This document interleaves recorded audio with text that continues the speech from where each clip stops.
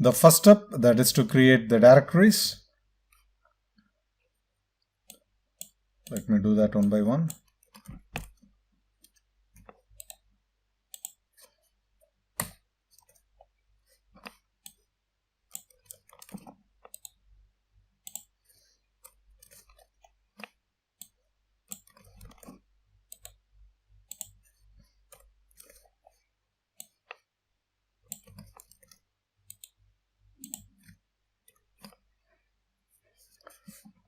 Now we have created the directories. We are going to start the shard servers. Shard servers will be using the directories which we have created previously. As I mentioned earlier, we'll be starting only 2 shards initially. Yes, it has started. It started listening to the port 30,001. Now then, second shard.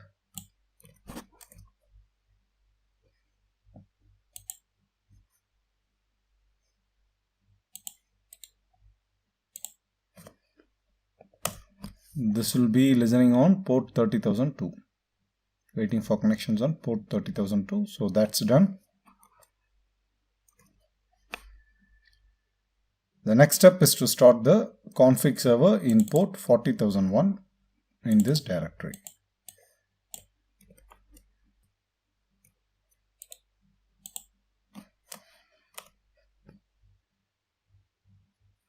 Waiting for connections in 40,001. Following the config server, we need to start the query router. Query router will be in port number 40,005.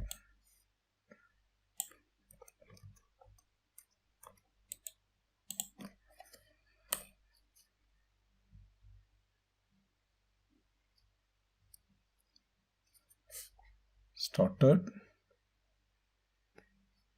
The next step is to connect to the query router using RoboMongo.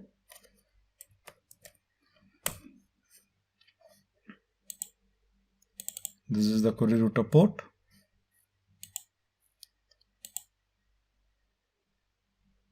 We have the configuration database here, and we have the shards collection. Let me query on that. Currently it will be empty because we haven't added any shards there. To add the shards, it's very simple. The steps are given here.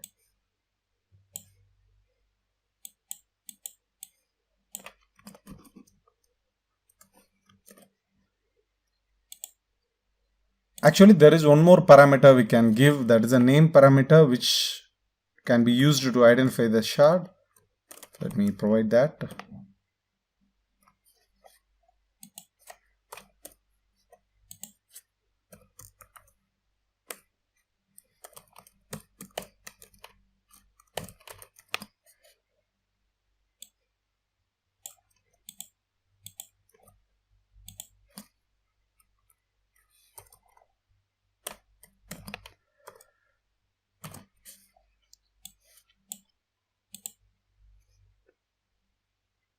I missed a step because it can run against only the admin DB.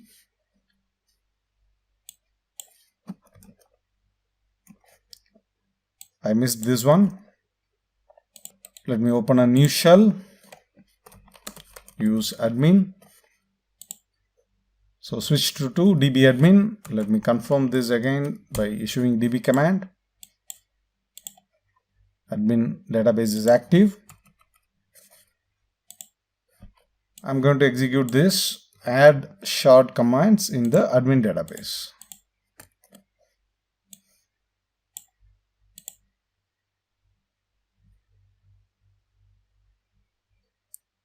Successful. We got a reply from the server. Let me confirm it by viewing the documents in the shards collection, which is under config.db. So we got 2 shards.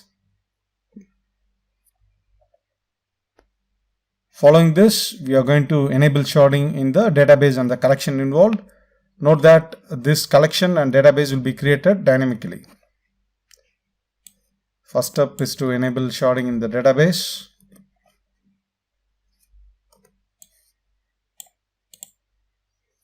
Done, successful.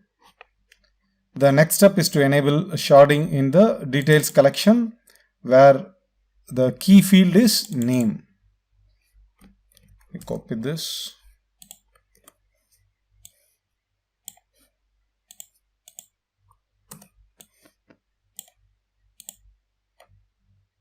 Yes, successful. Now we must see a new database here. We got the new database created. Under that, we must have a collection, details collection. Details collection is there. With this, we have done all the configuration steps for the sharding. The next step is to populate test data into the database. Let me do that. On this database, we are under person shard DB. I'm going to insert the test data. It's a simple test data. The collection name is referred here. It's an insert statement where the field name is the shard key. It will insert around 50,000 documents with 3 field names. One is a name, second one is ID, the third one is annual income. The test data is very simple. It will insert into this collection's details collection with 3 fields, name, ID and annual income, whereas the value of I will be from the outer loop. On executing this, it's going to take some time. It must spread the data across 2 shards which we have active now.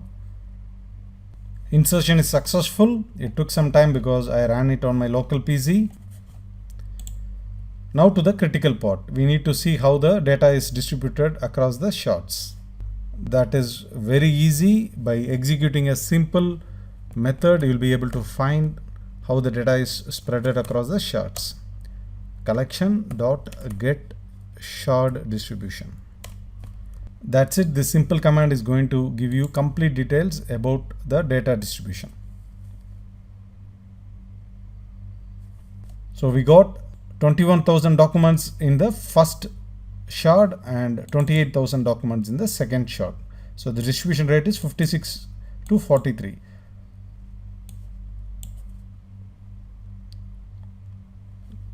The next step is to add the third shard. You can even confirm this one by connecting to this shard instance. I'll demo it using RoboMongo. New connection. The port is 30,001.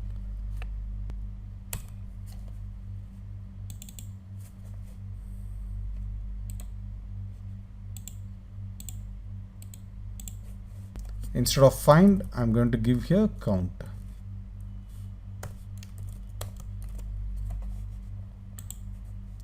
$21,798, and here also it will be 21,798. So the counts of documents are matching. Do remember that we inserted around 50,000 documents. The next step is to add the shard. We'll be starting our third shard here. Prior to that, let me copy this command, paste it. Shard will be running in 30,003. It will be named as shard 3 demo. Just preparing the commands. I'm not going to execute it. Prior executing, I need to start the third shard server. It will be running in port number 30,003.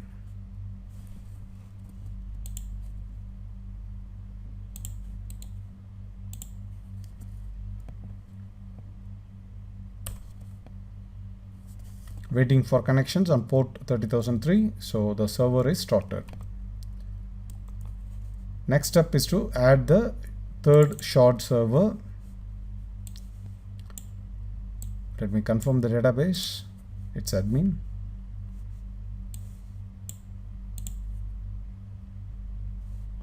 Yes, it's done. Let us reconfirm by querying the shards collection. We must see 3.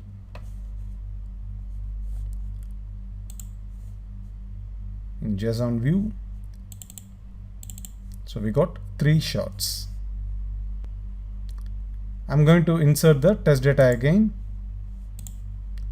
This time it will be from 50,000 to 100,000.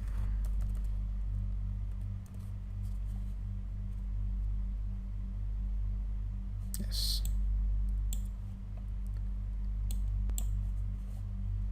It's going to take some time, maybe around 5 minutes.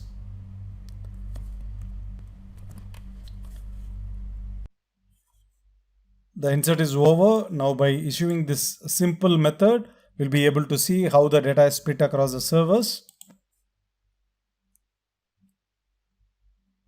We have inserted around 100,000 records, 100,000 documents. We have new documents in the third shard. The percentage of distribution of the data is given here, around 45% on the first server, 14% on the third one, and around 40% on the second one. We have around 13,000 odd documents in the third server. Let me confirm it by connecting RoboMongo to that. Persons shard DB details collection, view documents. I'm going to count the number of documents here. This count must match. The count is matching with the get shard distribution command. You can also get more details about sharding by connecting to the config database. Let me do it in a separate Mongo instance. Separate RoboMongo instance. So under this collection, if you query in the chunks collection, the key is distributed among the servers. Key is splitted across the servers from min and max. The key value started from 3538 to 41,506. This is in shard 3. Similarly, you can query and find the data in shard 1 also. For example, in shard 1, the min and max values are from 8966 and 9999. This is for a particular chunk. And similarly, you can see the databases that has been sharded under this. And for Mongos, you can get the details about Mongos here. And for shards, you know that you have to query in the shards collection.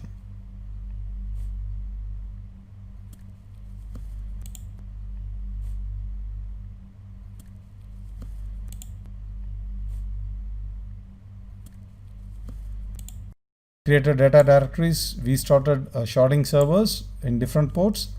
Then we have started config server on a different port. We have linked the config server with the query router, which we started also in a different port with a predefined chunk size. Later, by connecting to the query router and changing to the admin database, we have executed these commands for adding the shard servers and for enabling sharding in the collection. Do remember that these collections are dynamically created. Then we have populated the person shard DB with test data. Later again we added the third shard and we repeated the same step again.